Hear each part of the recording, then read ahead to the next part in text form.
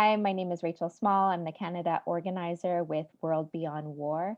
World Beyond War is a global movement with members in 188 countries around the world working to abolish war and the war machine and replace it with a just and sustainable peace. So we're educating, taking action, mobilizing towards that goal every day around the world. Right on, Rachel. Thank you so much for sharing that. The context of us beginning an exchange was through a suggestion from the Canadian Foreign Policy Institute around the efforts they were working on in January to highlight the importance of working towards, of course, a world without war that you've underlined, but also the mechanisms and the various elements of war. And of course, nuclear weapons perhaps has taken a back burner in relation to where it was in the 1980s with the huge movement against nuclear weapons. But there remains a critical importance for focusing on this issue in terms of international law. So I was wondering if you could highlight some contemporary issues and as to why they're important today. Absolutely. I think that sometimes certain issues are more or less talked about or discussed or protested at various times, but it doesn't always line up with where the issue actually currently stands. So, to be clear, I mean, there's over 13,000 nuclear warheads that exist today. So maybe people were more alarmed and talking about this issue more in the 80s, but the issue has not gotten better. Many of those are on high alert status. That means they could be launched within minutes. We know that we've been almost unfathomably lucky over the past several decades. There have been many accidents, many missteps, issues with computer software, issues with false alarms that have nearly led to nuclear disaster many times. I'm speaking about nuclear weapons, but others can share similar issues with nuclear power. Um, we, I think you're right that it's less of a hot topic right now, but not because nuclear warfare is any less of a threat than it's ever been. Um, I mean, even just to look at our neighbors down south, Washington is committed to spending over $1.5 trillion over the Mhm. next few decades to modernize its nuclear stockpile with new bombs that are, they're saying, 80 times more powerful than what was dropped on Hiroshima and Nagasaki. So we're not just talking about old weapons that are still sitting somewhere. We're talking about active nuclear programs that are perpetuating a current nuclear problem. This is part of the context why it was so exciting on January 22nd when the Treaty on the Prohibition of Nuclear Weapons came into place. This was the first international mechanism to not just stigmatize, not just point out how immoral nuclear weapons have always been, but actually make them illegal. Um, of course, many more countries need to sign on. Of course, this is just the start of this treaty, not the end. It was a very exciting start and the culmination of so many decades of activism from so many people around the world who have given their life to this struggle. So the International Treaty on the Prohibition of Nuclear Weapons. Can you just underline a bit more about that treaty? And also, I understand that Canada, the government of Canada, has not signed on. That's right. It's been very striking to see, as with many aspects of our foreign policy, the ways that the Canadian government's words and their actions not just don't line up, but are exactly the opposite. The hypocrisy of the Liberals' foreign policy and specifically their nuclear policy. So on one hand, we see them explicitly saying we are deeply committed, or to use a direct quote, Canada unequivocally supports global nuclear disarmament. We're committed to building a world free of nuclear weapons. So they publicly express these desires, but then they completely refuse to support the TPNW or, in fact, even participate in the negotiations. NATO countries in general have done almost everything within their power to encourage other nations to boycott or cancel their ratification of the treaty, in fact. So actively campaigning against the only international tool right now that is really seeking nuclear disarmament at the same time as they're publicly saying, oh, we unequivocally support this effort. That's been sort of the weird situation of the past few months, trying to push the government to do any of what it's saying that it's doing. In terms of the treaty itself, um,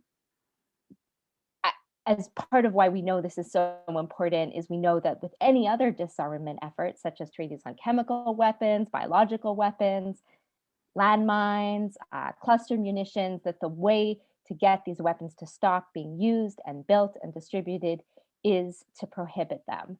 And those are all examples where there have been international treaties that have been criticized, the countries like the US have boycotted, but in fact made a huge difference, and help to stigmatize these weapon systems, and create sort of a global consensus that these are abhorrent, these are unlawful, and these are deeply immoral weapons. So this is the process that we're at with nuclear weapons with the TPNW.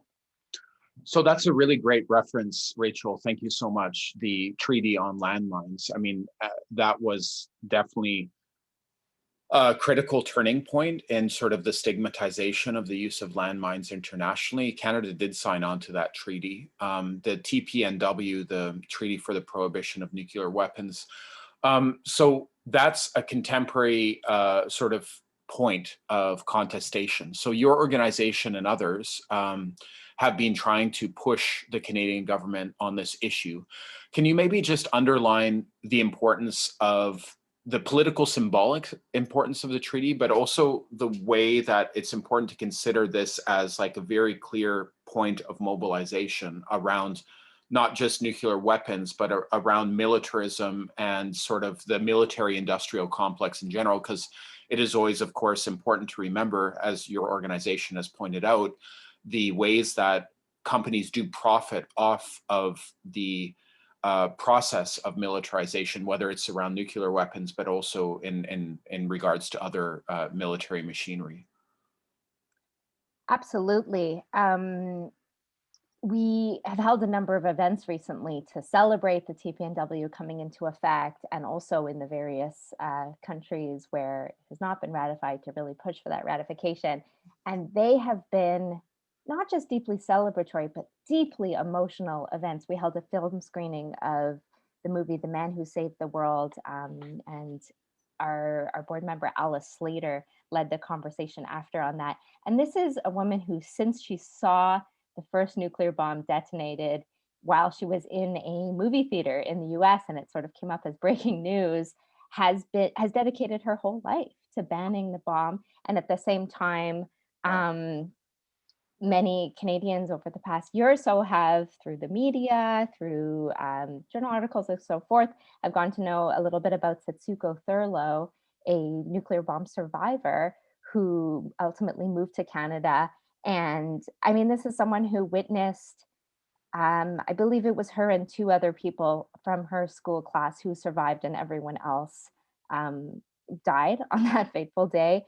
And since then has dedicated her entire life to abolishing these weapons. And what an emotional and powerful and such a rare moment that we had on January 22nd, when countries all over the world stood up in unison and said, no, we will not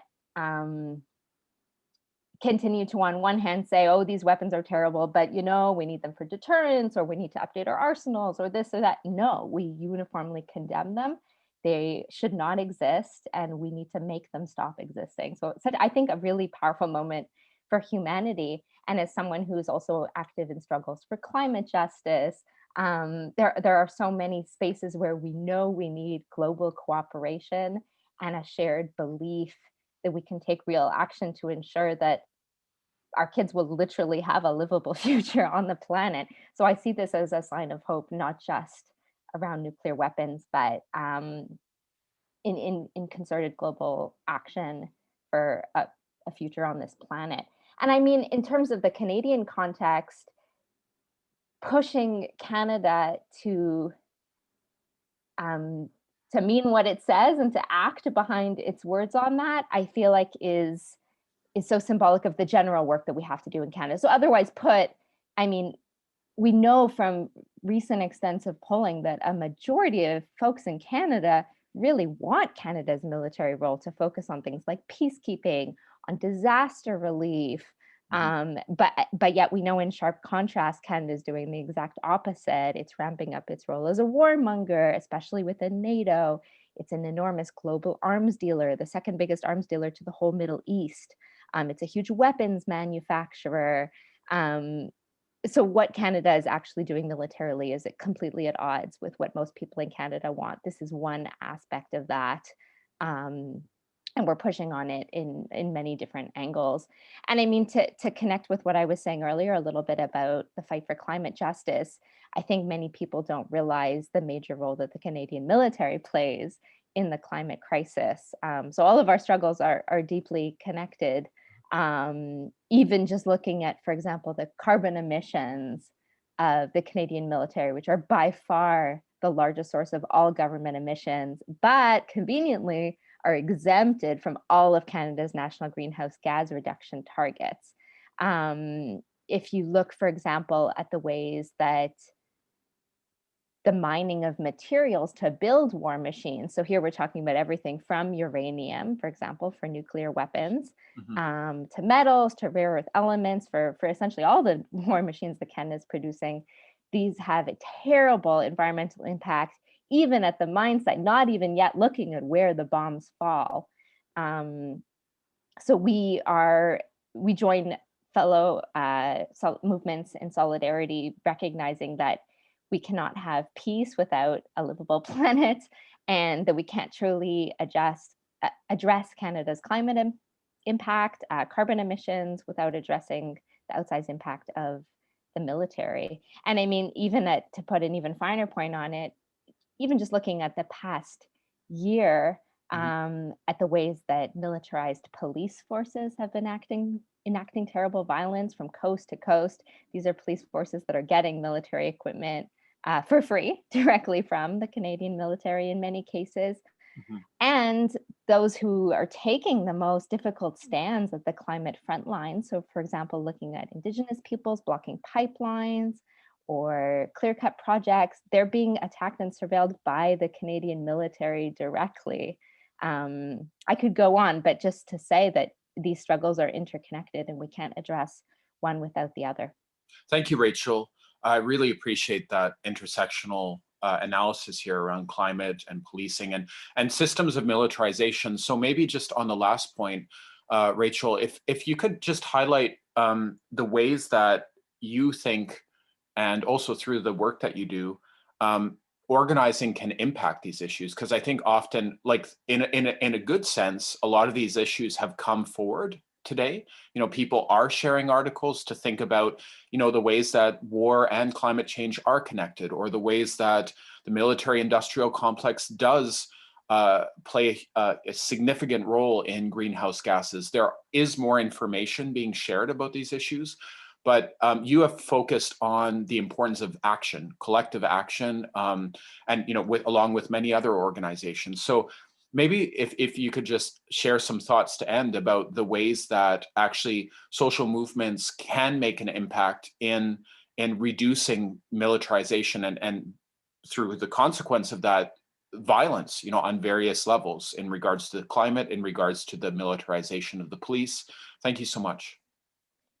Absolutely. I mean, the work that World Beyond War does is to connect with people locally where they are, in many cases, help them start local chapters, and to really break down what's happening internationally, these issues that can seem so huge. Okay, we're talking about war abolition on the global scale. How do I jump in? But actually, these are deeply local issues.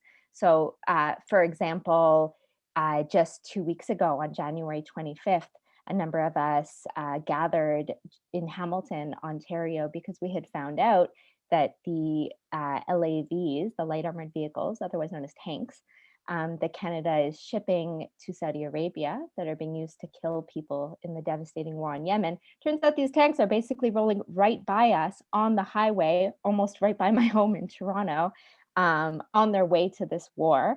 And so we were able to, for just over an hour, literally stop those trucks from being able to ship those tanks. Obviously, this is 1 hour and the work continues, but it was a material disruption in their ability to arm the worst humanitarian situation on the planet.